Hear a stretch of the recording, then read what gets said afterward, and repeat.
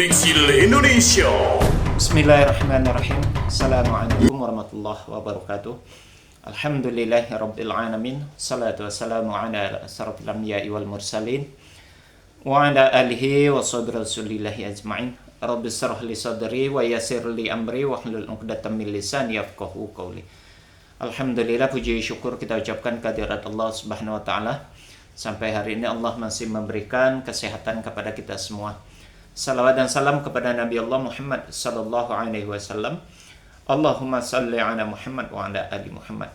Saudara sekalian, pada kesempatan kali ini saya akan mengajak kita semua untuk mencoba memperhatikan dan mengambil pelajaran ya dari apa yang disampaikan oleh Bung Ray Rangkuti ya. Mungkin sebagian besar saudara-saudara sudah melihat atau sudah mendengarkan apa yang disampaikan beliau. Ini beliau menyampaikan ini atau berkata dengan ini pada acara Rakyat Bersuara yang sebagaimana kita ketahui acara tersebut dipandu dan dipimpin oleh Bung Aiman Wicaksono ya. Ada kata-kata yang menarik dan ini menjadi pelajaran besar gitu ya terhadap perhelatan politik di negara kita ini. Beliau memberikan satu pernyataan, statement, dan itu sangat luar biasa berkaitan tentang etik dan moral, di mana pernyataannya itu disampaikan, ditujukan kepada mantan presiden kita yang ketujuh, yakni Bapak Jokowi, sekaligus kroni-kroninya yang ya wallahu alam apakah itu masih berjalan lanjut sampai saat ini, tapi sepertinya memang itu masih terjadi sampai saat ini. Ya, seperti apa penjelasan dari Ray Rangkuti berkaitan tentang kuliah etik dan moral yang dia sampaikan? Yuk sama-sama kita saksikan, saudara. Yang salah dengan itu? Ada nggak catatan soal ini, Bung Rey? Menurut saya ada dua catatannya. Catatan pertama adalah kesulitan kita memahami tentang moral dan etik dalam demokrasi kita hari ini.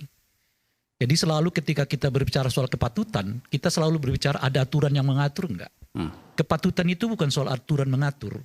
Saya tidak mengangkat kaki di sini nih, di meja ini, bukan karena ada aturan yang mengangkat tangan nggak boleh angkat kaki. Kan Bung Aiman nggak pernah menjelaskan ada aturannya kan.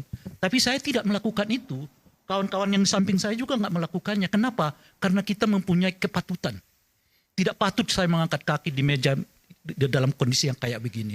Tanpa Anda sendiri mengatakan bahwa itu tidak boleh. Jadi kepatutan, moral dan sebagainya itu di atas apa yang disebut dengan boleh nggak boleh. Kalau dalam Islam itu disebut dengan halalan toyiba. Jadi bukan soal halal haram saja, tapi soal toyib, bagus apa nggak bagus. Nah di kita kehilangan tuh yang namakan bagus nggak bagus, patut nggak patut, etik atau tidak etik, moral atau tidak moral. Selalu acuannya kepada boleh. Jadi pendapat Anda bahwa presiden atau mantan presiden harusnya nggak usah ikut-ikutan? Ya, pilkada. Tinggal Anda mau di level mana.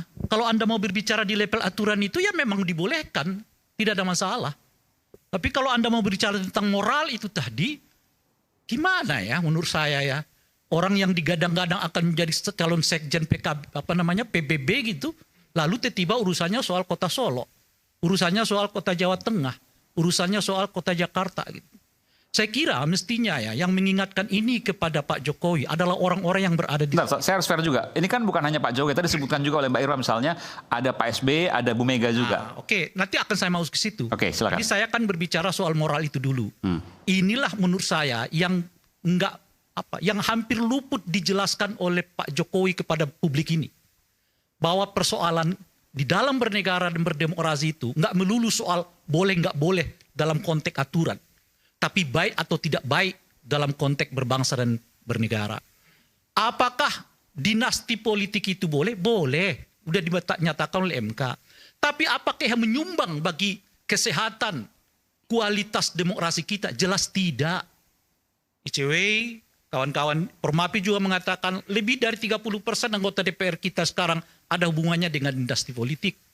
Pilkada kita yang sekarang ini juga marak dengan calon-calon yang bersumber dari dinasti politik.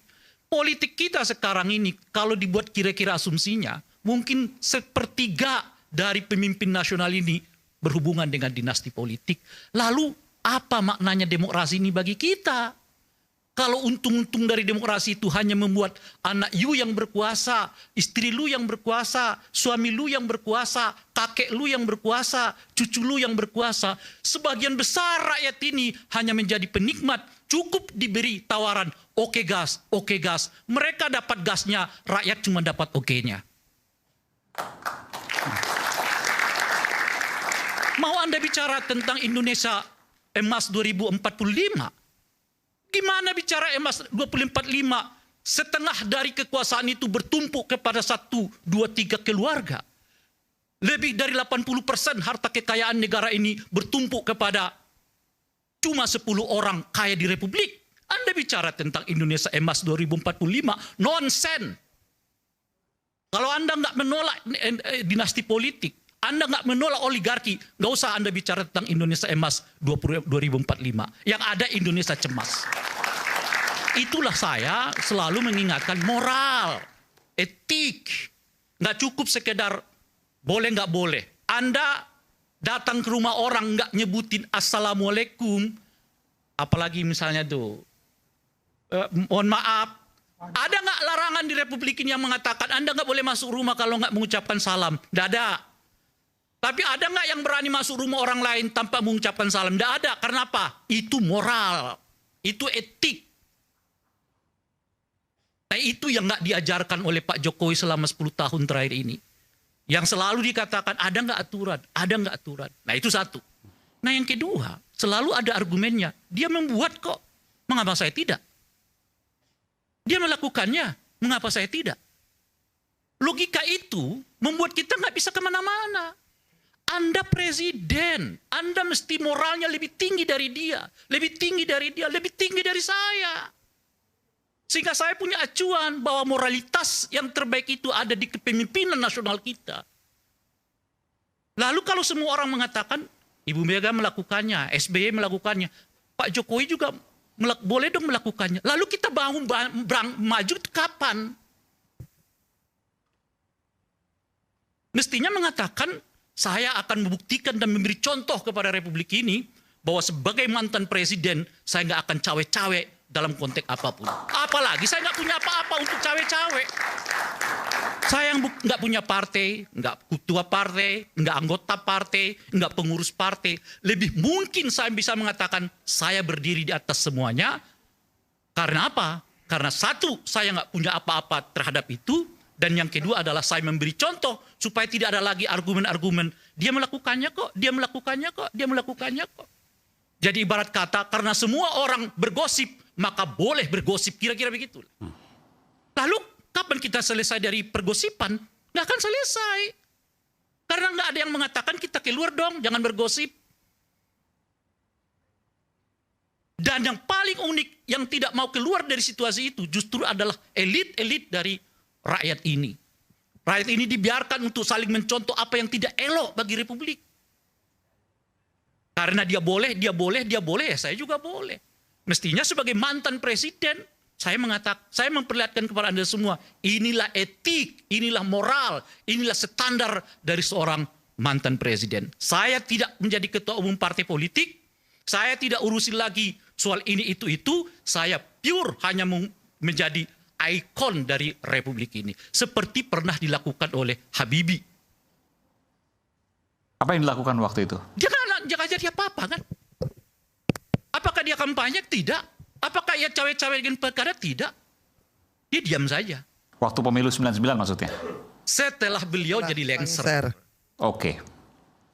Pada saat pemilu 99 bilang juga tidak melakukan apa-apa. Setelahnya juga tidak melakukan apa-apa. Mengapa itu bukan jadi contoh? Mengapa itu bukan jadi referensi? Dan sebetulnya banyak tokoh-tokoh di Republik ini yang moralnya seperti itu. Wah, kita jadi mencontoh-contoh hal yang membuat bangsa kita nyungsep kok. Tapi bicaranya Indonesia Empas 2045. Standar kita nggak ada di situ kok. Nah ini yang saya mau katakan, Bung Aiman. Jadi kalau Anda mengatakan tadi bagaimana dengan, ya mestinya kan Pak Jokowi mengatakan saya beda dengan mereka. Apalagi saya nggak punya partai. Saya ingin dikenang sebagai sebagai presiden yang menurut lembaga survei tingkat kepuasannya 80% sebelum lengser sebagai presiden.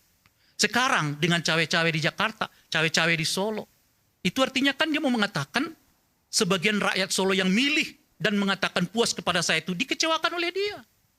Karena boleh jadi sebagian dari masyarakat Jawa Tengah itu sedang tidak memilih orang yang sedang di-endorse-nya. Artinya apa? Menurunkannya. Dan tidak ada satupun di kelompok ini atau di lingkaran Pak Jokowi untuk yang mengingatkan itu, Pak Jokowi, jangan begitu. Anda harus jadi ikon moral bangsa ini. Anda harus menjadi teladan dari bangsa ini. Supaya generasi-generasi kita itu punya contoh.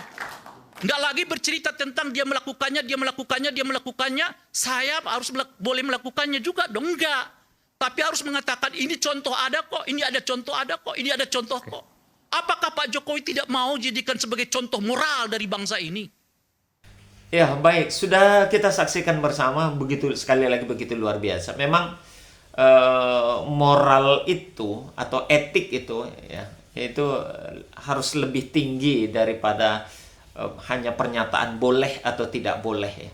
Aturan-aturan yang mengikat di dalam proses berpolitik itu saat ini memang sudah banyak dicederai, sudah banyak yang ternodai, sudah banyak yang diabaikan, sehingga politik yang terjadi di negara kita ini ya begitu kotor, dan dalam proses perhelatan ataupun pesta-pesta demokrasi yang kita laksanakan di negara kita ini ya tidak lagi mencerminkan demokrasi yang baik, tapi sudah ya demokrasi yang dicederai oleh nafsu kekuasaan, oleh dinasti-dinasti politik yang tidak lagi berjalan dengan sehat ya, yang semuanya itu membuat menghadirkan rasa ketamakan, kerakusan, dan memang ingin menguasai proses perjalanan pemerintahan itu yang tidak fair gitu ya, tidak fair, sehingga banyak yang dirugikan, banyak yang tertindas, khususnya dalam hal ini ya kita selaku masyarakat bawah yang tidak mengerti apa-apa tentang politik, yang hanya mampu ataupun yang hanya mau ya diumpan oleh serangan-serangan fajar, oleh sebungkus minyak goreng, sekilo atau 2 kilo beras, ataupun dengan gula, ataupun dengan hal-hal yang semisal dengan itu, yang pada akhirnya itu memuluskan langkah-langkah ataupun niat-niat politik yang tidak sehat itu semakin berkembang dengan baik ya. Kita lihat betapa brutal dan betapa berantakan negara kita ini disebabkan oleh perhelatan politik yang tidak lagi sehat, yang begitu dikendalikan oleh nafsu kekuasaan. Ya, sangat disayangkan sekali presiden yang seharusnya posisi dia sudah berada di puncak, sudah selesai buat dia akan dirinya, seharusnya demikian, justru merendahkan dirinya sendiri dengan apa yang dia lakukan. Semoga ini menjadi pelajaran bagi kita bersama saudara, dan menjadi iktibar bagi kita mengambil pelajaran-pelajaran yang baik dan pelajaran-pelajaran yang tidak baik, supaya kita dapat mempertimbangkan mana yang memang pantas untuk diikuti dan mana yang tidak. Demikian kita tutup dengan kafaratul majelis. Subhanakallahumma wa bihamdik, asyhadu an la ilaha illa anta, astaghfiruka wa atubu ilaik. Assalamualaikum warahmatullahi wabarakatuh.